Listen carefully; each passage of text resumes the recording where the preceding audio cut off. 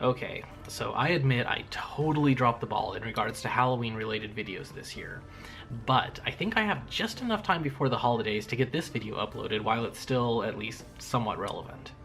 Now, many of you have already started your Christmas shopping, and more people than ever are doing most, if not all, of their shopping online. Now, I don't know if you've been seeing the same ads that I've been seeing online, and especially on social media, but I have just been flooded these last few months with ads for the Wish shopping app. Now, like many of you, I'm sure, I wondered if their deals were really as good as what they showed. Spoiler alert, they're not. The ads are usually just pictures of various goods with an almost unbelievably low price. Now actually, one of the worst features of these ads is also kind of actually the best. There's no description or title or caption to any of these, and some of the items are so weird looking that you have to really get your mind out of the gutter to figure out what exactly these things are. I don't remember now exactly what item I saw that I couldn't figure out, but whatever it was sufficiently intriguing that I finally broke down and downloaded the app, and that is how they sucked me in, and even eventually got me to place an order for some stuff. How did it work out? Well, hang around for a few more minutes and see if it really is a deal or just wishful thinking.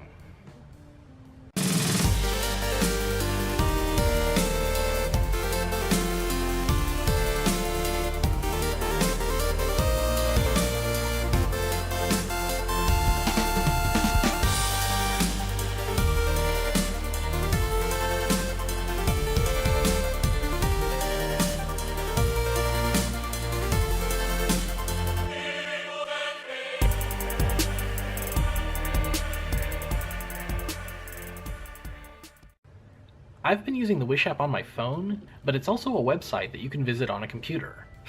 Yeah, remember those? The app and the website look almost exactly the same and have all of the same features, so everything that I say that applies to the app will apply to the website as well. One of the first things you'll learn about using the Wish app is that it could probably be renamed the Bait and Switch app. You'll be scrolling through stuff and you see something you really like and you think, damn, that nice hoodie is only $3? That's amazing.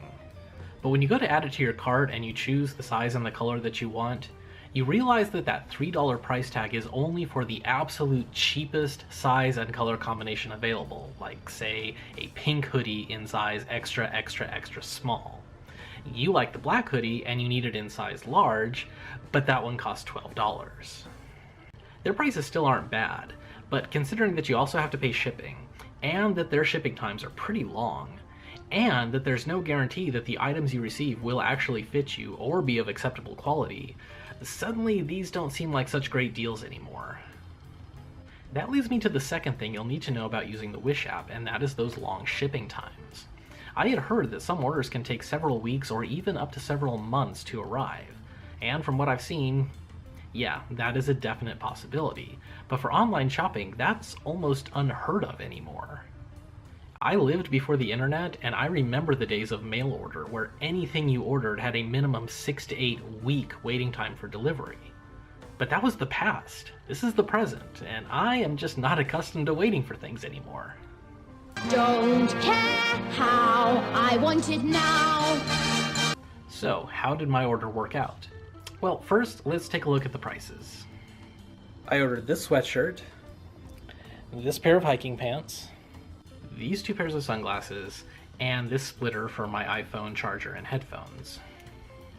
The clothes and the sunglasses really weren't much cheaper than what I could have bought in a store like, say, Walmart.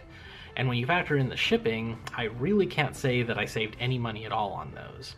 But I went ahead and bought them anyway because they were styles that I hadn't really seen in stores, so they were at least somewhat unique.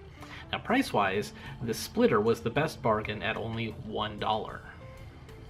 Now, as for the shipping times, when I placed my order, it gave me an estimated date of arrival for each of the items, which would all be shipping separately. Now, those ranged from 14 days for this sweatshirt up to a whopping 39 days for this pair of sunglasses. However, all of the items did arrive earlier than what was estimated. The first item to arrive was the pants, which arrived in 14 days, and the last to arrive was the splitter, which took 23 days. Now that's really not that bad, but it's certainly a far cry from Amazon Prime's 2-day shipping. The part that bugged me more than the shipping times was the shipment tracking, which was ridiculously inaccurate. Items were showing up at my house that, according to the tracking page, were still sitting in customs in China. There was honestly no point in even checking that information because it was so inaccurate and not even consistent.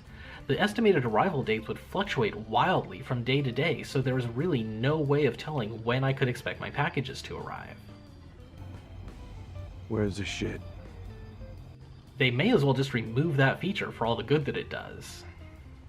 Some items in Wish have a little orange truck icon next to it, which means that express shipping is available. Now to Wish, express shipping means guaranteed delivery in 5 to 7 days. However, you have to fork out for it. Regular shipping on most items is, a couple of bucks at most, but express shipping is about $10 minimum. Not only that, but the items themselves that are available for express shipping are usually much more expensive. A shirt that costs $12 with $4 in regular shipping won't be eligible for express shipping. However, you'll then find a separate listing for the exact same shirt that does have the little truck icon next to it, but that one costs $27 with an additional $10 in express shipping. So to me, it's just really not worth it. And finally, how is the quality? Kinda hit or miss, but generally pretty mediocre. I mean, frankly, it's kinda hard to tell the difference between the Chinese-made goods they sell on Wish from the Chinese-made goods they sell in Walmart or on eBay. One of the problems with buying clothes on the Wish app is that all of the clothes are in Chinese sizes, which are very, very different from US sizes. Now, all of the clothes that I've seen do have a size chart, which requires you to measure yourself in centimeters. The problem comes when you try to find your sizes on the charts. Now, according to the length of your torso, you might need a size 2XL, but based on the width of your shoulders, not even the largest size they carry will fit you. Or you find the one with your correct chest size, but according to the chart, the sleeve length is going to be several inches too short. And if you're a bigger person, they're unlikely to even stock sizes that'll fit you. I'm not even a very big guy. Here in the US, I wear size 34-inch waist pants, which is pretty average. But according to the Chinese size charts, that's 87 centimeters, which is a size 2XL. Now keep in mind that their pants only go up to size 4XL, and those aren't even much larger than the 2XL ones. I even erred on the side of caution and got one size larger than what it said I needed, and even the size 3XL pants are still a little snug. Now fortunately, they didn't shrink in the wash, and they actually do stretch a little bit, so after one wear they became very comfortable. My main problem with the pants is that the zipper on the fly is pretty crappy. It tends to stick when unzipping. So I put some wax on it and it works better, but I have a feeling it's something that is only going to get worse over time.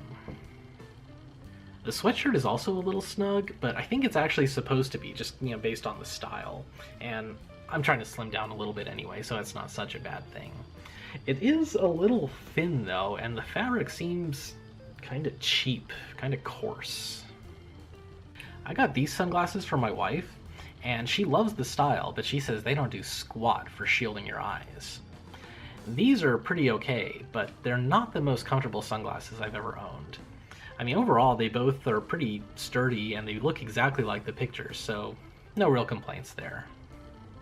But I had a major problem with the splitter, which really sucks because I thought that this was going to be the redeeming bargain of the whole deal. Apple is really cracking down on off-brand accessories, and iPhones are remarkably good at spotting fakes. Now when I first plugged this in, it seemed to work. It started charging immediately and the sound quality was good, so I was pretty happy. But after 2 minutes of use, a message popped up saying, "This accessory is not supported by this iPhone."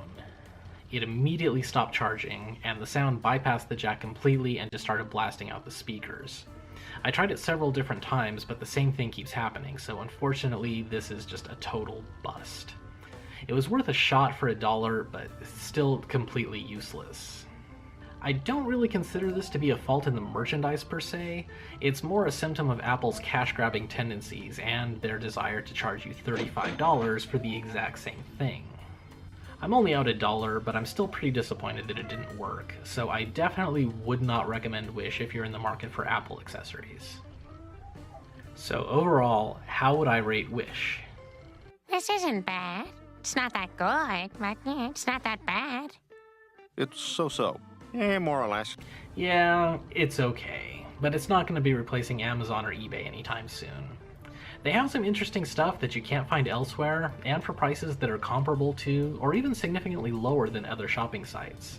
And while the shipping times are longer, they're not totally unreasonable, provided you're not trying to buy someone a last-minute gift. Probably the best thing about Wish is that it's a fun site to browse because they have such weird and interesting stuff, but it's not an easy site to search. There is a search bar, but the results never seem to be very relevant to the query, and there's no way to filter it by price or relevance. That is definitely not great. I would say that Wish is good if you're not looking for anything too specific. If you're just looking to kill some time and maybe treat yourself to something, or if you need to buy a gift for someone but you have only a vague idea of what they might like, then go ahead and check it out. Otherwise, you might find navigating Wish to be a frustrating exercise that's ultimately not worth the extra time. So hopefully that helps you if you've been on the fence about Wish. It's free to download on a phone, so there's really no risk there. And of course, you can always step into your time machine to go visit the website and see the exact same thing without even having to download it. While we're talking about wishes and instant gratification, I sure wish you'd hit those like and subscribe buttons. Those are the gifts that just keep on giving.